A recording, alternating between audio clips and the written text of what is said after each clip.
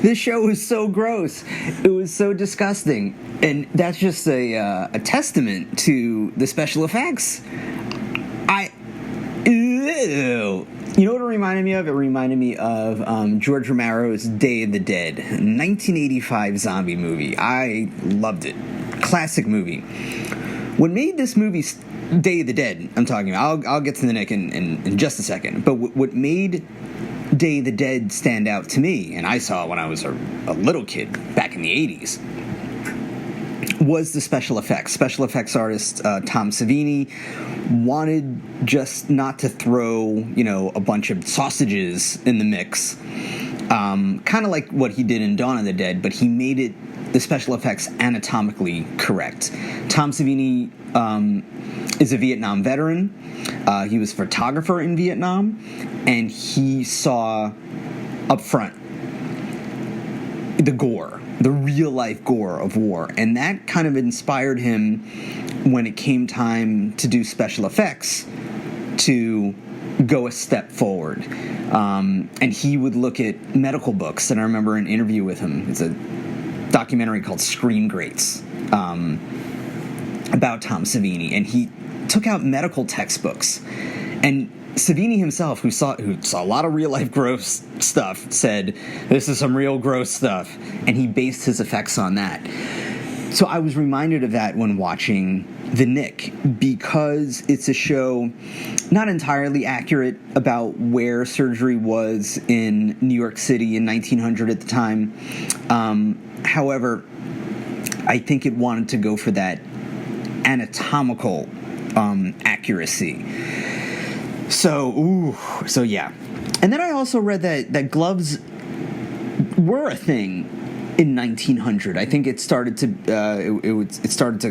come into existence in surgery like maybe 10 years before. So historical inaccuracies aside, that's not necessarily the point when making good TV. It certainly helps, and I don't know why they didn't do that with the Knick. It would have, making it more accurate just would have added to the flavor of the overall show, which I think what a lot of good TV is about people and their relationships to their work, their relationships to each other, their relationships to overall society based on who they are and based on what the time is. And I think the Knick did that really well. From Thack, I know him as Thack because I just watched I watched so many episodes. I watched all 20 episodes in maybe a month. I have more time at home because I'm staying at home because we're in a pandemic. So I watch that show to just kind of decompress from working all day from home. Anyway, so let me start with Thack, who he is, his relationship to his work and to society. Thack is a brilliant doctor who has his demons, who has his pain, and it creates like a loop. So his pain drives his work drives his pain, and while he does make advancements, he ends up destroying himself. Literally taking himself apart.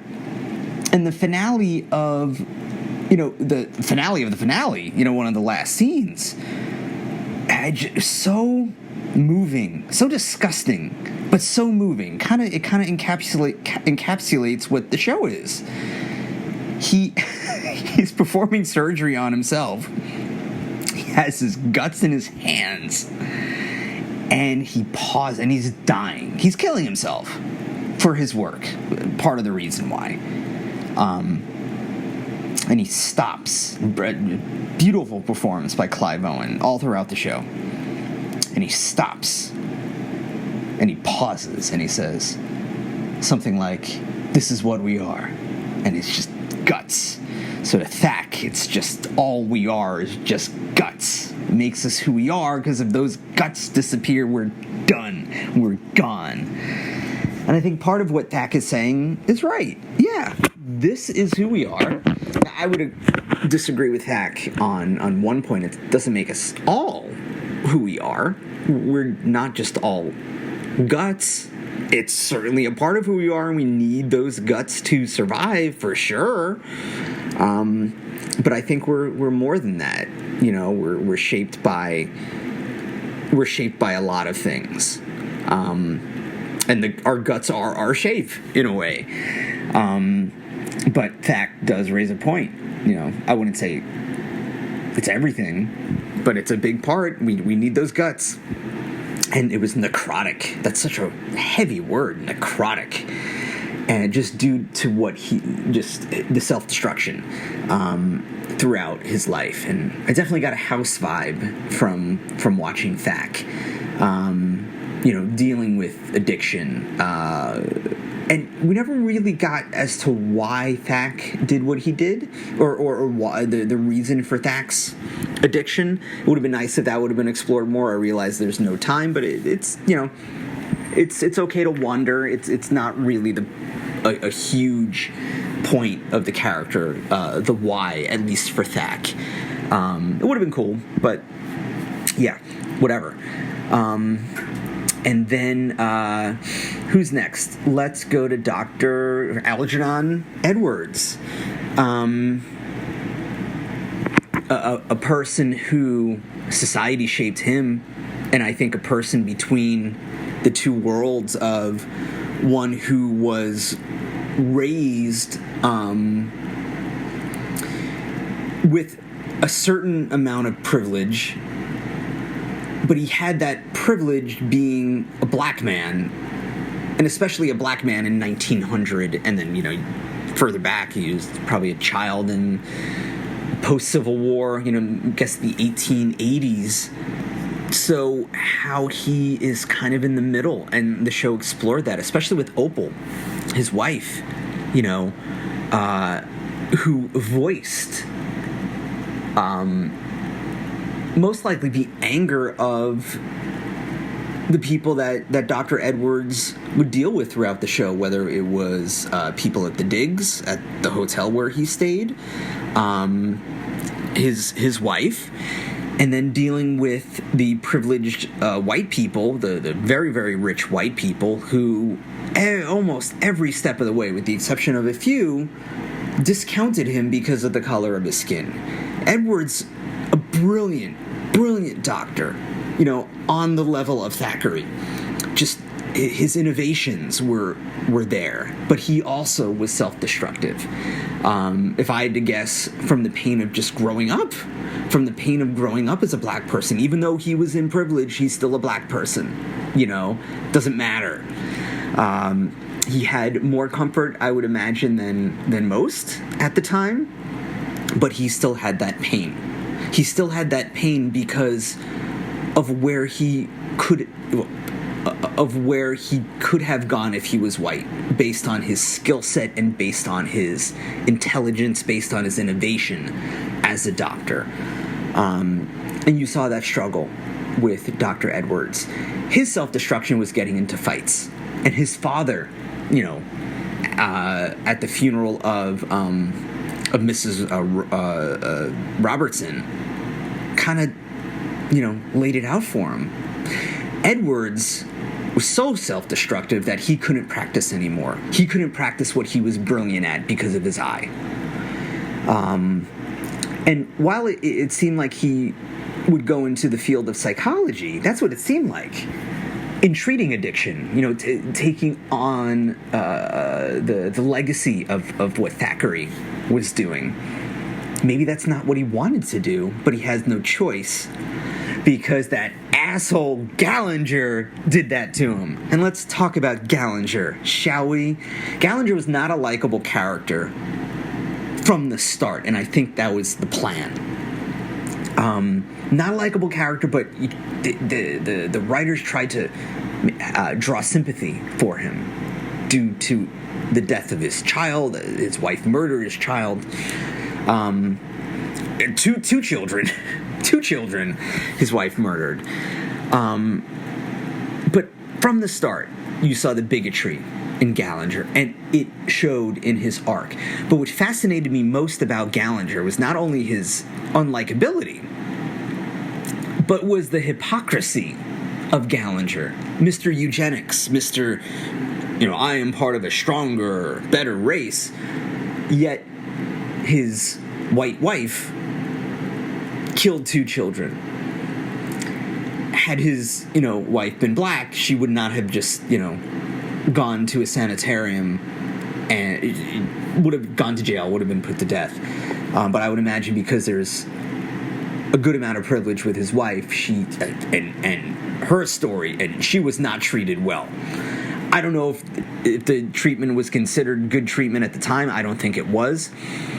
But imagine being Gallinger's wife, obviously a woman in 1900 Manhattan, and just having your teeth ripped out because it was thought to treat mental illness. The doctor who ripped out her teeth saw a correlation in good behavior, which obviously didn't turn out to be true. But, I guess maybe back then it was considered, oh, well, it worked. I did this, therefore this happened. So correlation, not causation. But obviously it didn't work. His wife wasn't well and had to go away again. But it shows the hypocrisy just in Gallinger himself, just how cruel he was. But the cruelty was wrapped around, oh well, I'm good. I'm doing this for the good of humankind. Well, mankind, really. I'm doing this for the good of making the world a better place. But it was just steeped in eugenics, which was a movement which flourished back then and was something that the Nazis used, and it was telling when Gallinger was told that he would start in Germany. He's, good a place as any. And what that brought about, what the eugenics movement brought about, how it helped inspire Nazism. So yeah, not a likable character overall. Great performance by the actor who played him, but not meant to be a likable character. A villain of the show, one of the villains of the show, meant to be a foil for sure, Edwards. A little bit with Thackery and a little bit with Bertie, but they kind of got along with Gallinger based on, I would imagine, the color of their skin, professional respect. But just Gallinger from the start did not like Edwards, 1, because of the color of Edwards' skin, and 2, because Edwards, took the position that Gallinger thought was rightfully his, which is another form of hypocrisy. If Gallinger was so smart with the eugenics, that's probably why he was so bitter. His position was taken over, I guess, from something that he thought was rightfully his, but it turned out it wasn't. It was Edwards got the position. So, and I want to do 3 more characters. Let's go to Herman. Just again from the beginning, not as unlikable as Gallinger. But he just one of the villains of the show. If the show does have a villain,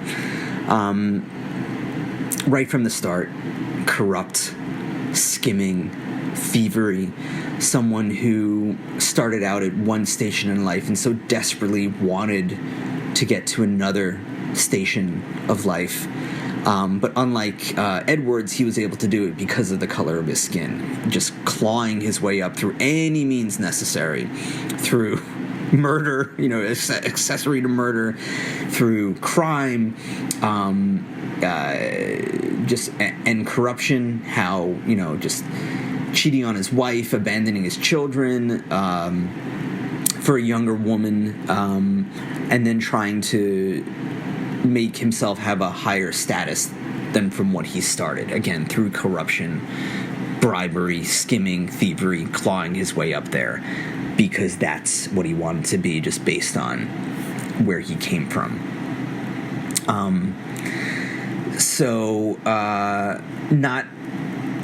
Not a likable character from my perspective, but a fascinating character. Another form of self-destruction, where it's like, okay, here I am in life, I want more, and he was willing to put himself in harm's way to get there. And I think, part of the psychology of Herman was I'm going to destroy myself, and I'm going to claw myself back out of it. Then I'm going to destroy myself again, and I'm going to claw myself out of it. I'm going to keep going. He needed conflict. I think he wanted conflict.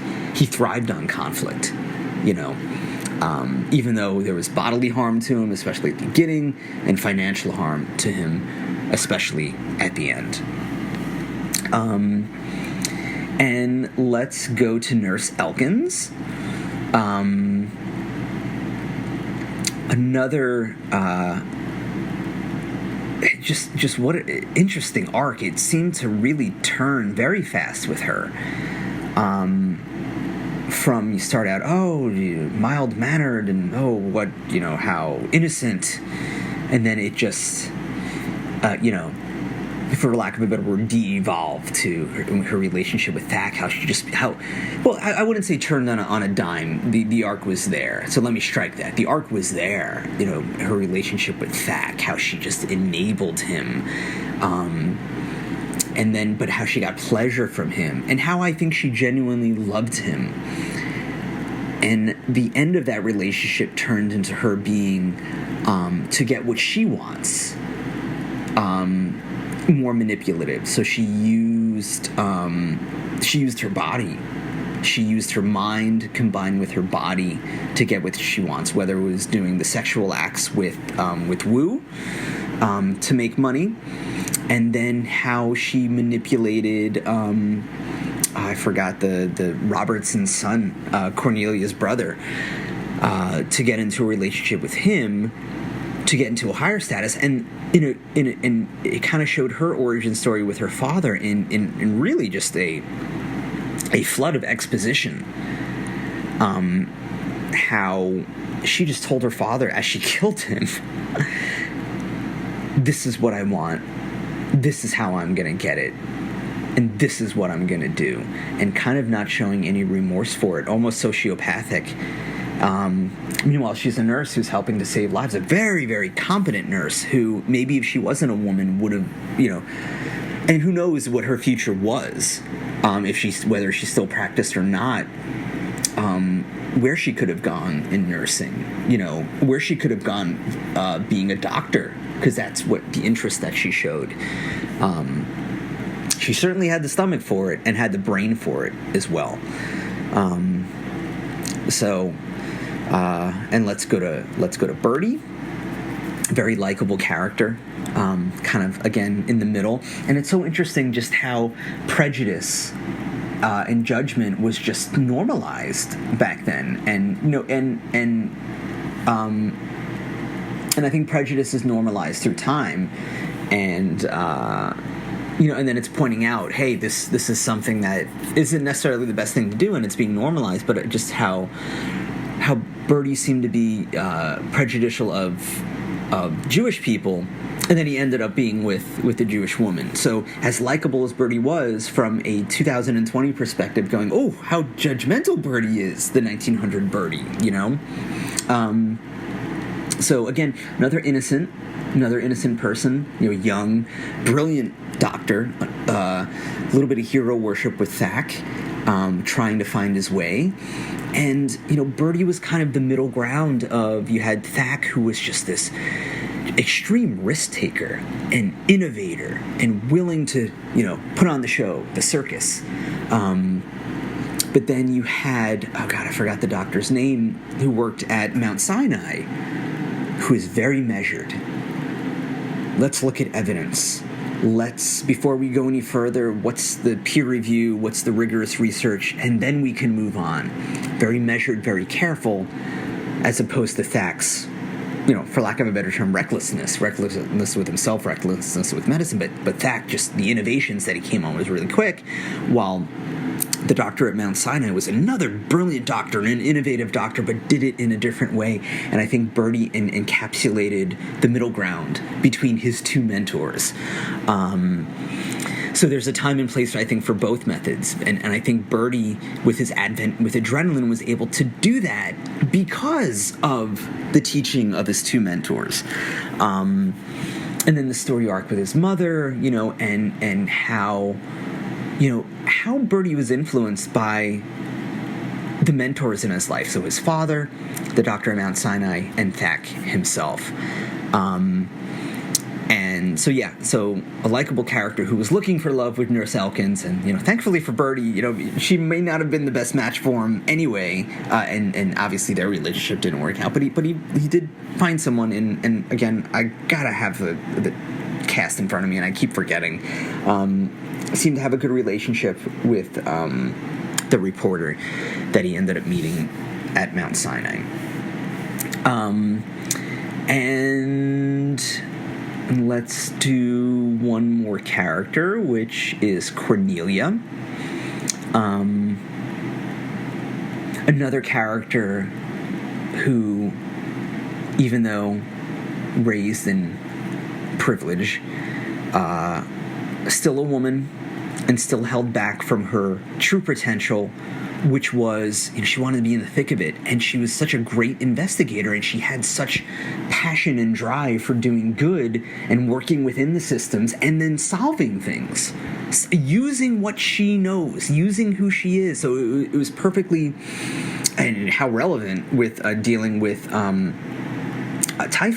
typhoid outbreak, dealing with Inspector Spate, showing Inspector Spate, we have to work with where these people are at, or else you won't have the access. And even though Spate was very arrogant, Cornelia was able to work the system based on what she knows, working from where they're at, and getting the access to figuring out and to working with the typhoid epidemic, and then using that access to working out with the Black Plague epidemic that her brother fucking started. God damn it, stupid brother. So Cornelia's true potential, I think, would be working within systems, solving something like an outbreak, but also using her great administrative skills. And again, she was held back because she was a woman. And in one of the scarier moments of it, just her father-in-law, how creepy he was. Now, whether it was him trying to take advantage of a sexual nature, I think that's what the show was alluding to, but then I think it turned out that it wasn't necessarily that he wanted her for a sexual nature, he just wanted her to control. Your role, Cornelia, is to have babies, and to be a wife to my son, and to be a woman and know your place. And at the end, in Cornelia's arc, she would not have it, and she fled. She fled to the literal other side of the world, from just out of nowhere. Get me out of here. And she left. And, probably went on to do something great, using her knowledge of systems, using her privilege, and using her brain, and to get what she wants. So I would imagine Cornelia has a bright future in Australia. But another character that was held back, like Algernon, her love for Algernon, for both Cornelia and Algernon, was not allowed. The baby that they both wanted would not have flown in 1900 Manhattan. No way. And they knew this. That's why she got an abortion. Their relationship would not have flown in 1900 Manhattan. Just the tension there would not have flown. And they knew this. And that love, that deep love they had from each other, because they've known each other for so long, and as kids, would not have been allowed because of society. So she was held back from getting the relationship that she wanted, and she was held back from the job that she wanted because, you're a woman, you have to know your place, even though she was one of the best at it. And she was still held back. Okay, so two more characters. Harry, Sister Harriet, then later Rose Dolan, because she was no longer a nun. One of the minor characters, but still enough to have an arc, which was, conflict and self-destruction too, and identity with her. So it's the conflict where she was vast medical knowledge, enough knowledge to be a nurse, but she had another calling to be a nun. But the conflict in performing abortions in 1900, which obviously was against the law, and she still did it anyway, because she did what she thought was right for the greater good of the women who were pregnant. So the conflict with that, how she could have she actually ended up achieving a lot of her potential as a businesswoman. It showed right away with her relationship with Cleary, the hustle that they both had, but the hustle that she had, whether it's, making money from performing the abortions, to making money selling condoms. But again, with the conflict of here she is, a religious woman going against her religious beliefs and her identity, but still doing it because she thought she was serving a greater good. So if it wasn't performing abortions, which was again a service to a lot of the privileged, so there was hypocrisy in that, hypocrisy in where, we have to have babies and because it's the right thing, to, they're the ones getting the abortions. And Harriet was performing them as a conflict with who she was as a nun. And then as her arc progressed, going through the jail, having that conflict, and then with her relationship with Cleary, which was, Cleary, I think, it's Toby from This Is Us. Oh, Toby. His arc was something to where, it's like you think of him as another hustler, corrupt, not on the level of Herman, but still, let me skim off a little bit and let me sell this and let me get that, and I'm going to fight for money and I'm going to physically fight and deal with, putting on illegal fights and, all of that to make money. Businessman.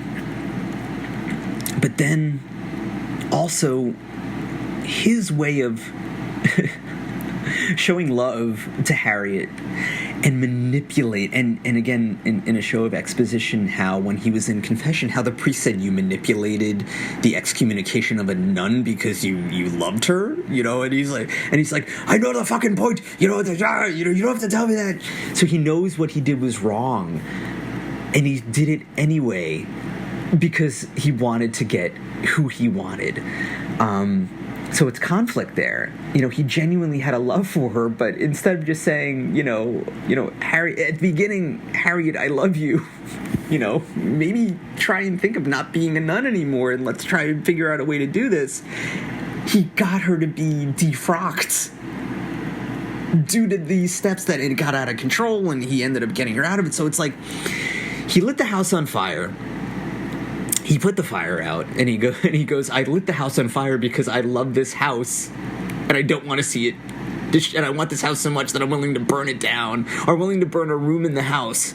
I didn't want the whole house to catch on fire, but I wanted to destroy a room so I can make the room my own and make the room better, So it's like, oh my God, talk about not self-destruction, but destruction of another because you love the person so much. So it's just, oh my God, ooh.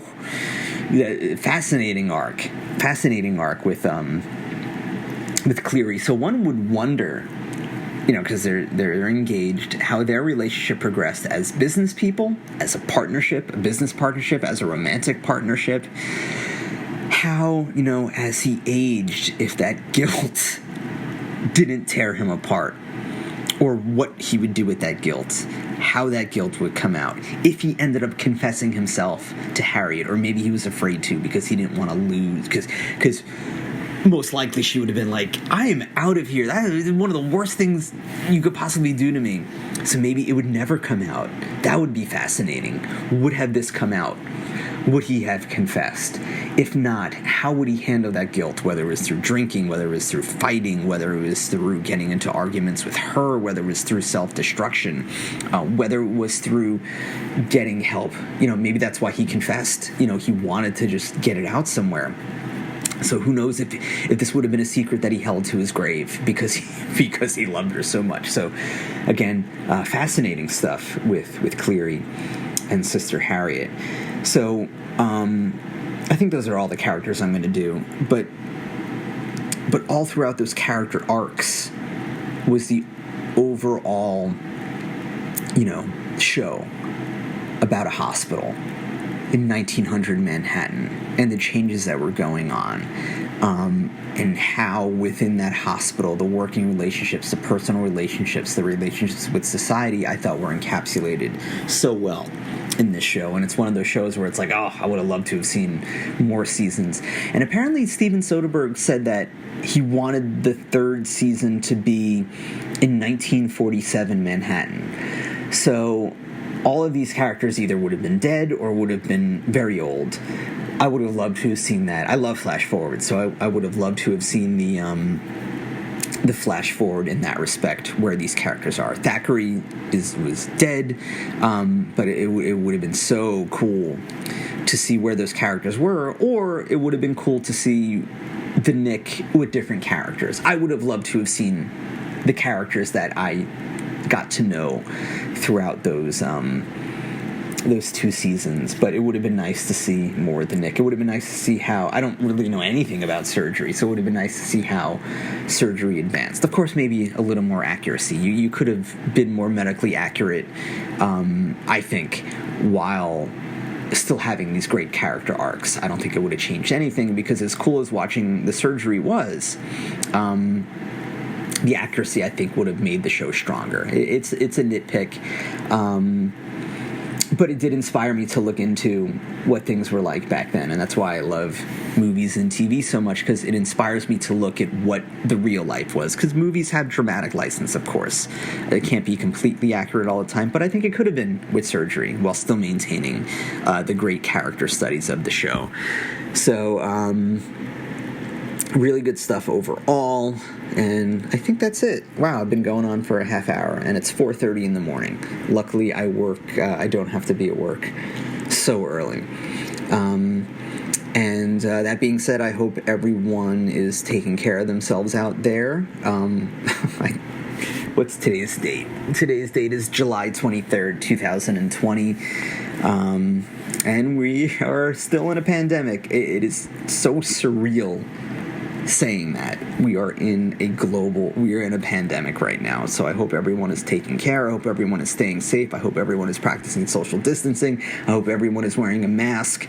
And I hope, beyond hope, that the information that everyone is getting is from a credible source. Please, now is not the time to news. I never really say never, it's not the time, never a good time to go fringe, but especially now when it comes to information. So please get information from a credible source, whether it's the New York Times, USA Today, Washington Post, a credible source of media, credible source of science, because this is what's one of the most important things to get us out of this is good, credible information. So please use that to your advantage, and take care of each other out there, not only with the pandemic, but with so many things that are going on. Please take care of each other, and we'll get through this, hopefully better than what we were before all this madness started. Okay, and at this moment, at least in America, off the top of my head, I don't know off the top of my head worldwide numbers of deaths, but in America we're close to 145,000 dead people in the span of 7 months. So 145,000 dead people in the span of 7 months. Please don't let that leave your minds in your search for information. So, all right. So anyway, you can find me at MMAM Podcast on Twitter. You can find me at MMAM Podcast on Facebook. And you can email me at mmampodcast@gmail.com. All right, everybody, take it easy. Bye.